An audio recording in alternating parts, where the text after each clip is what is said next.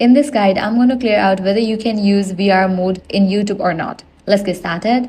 A lot of users remember that YouTube previously had a built-in VR option for watching 360-degree videos using VR headsets or mobile VR viewers, but many people are now wondering if that feature is still available. So first, open the YouTube app on your phone and search for VR videos or 360 VR videos. Once you open any VR-supported video, let the video load completely and check the player controls carefully.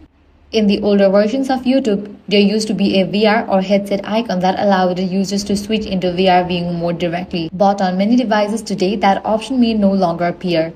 You can also check the YouTube settings or tap three-dot menu while playing the video, but in most cases, the dedicated VR mode option is currently missing from the mobile app. However, you can still watch 360-degree videos normally by moving your phone around.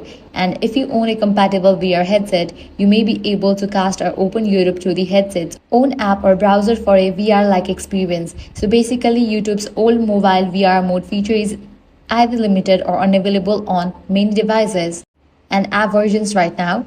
And that's all for this video. If this guide was helpful, do not forget to like, share, and subscribe.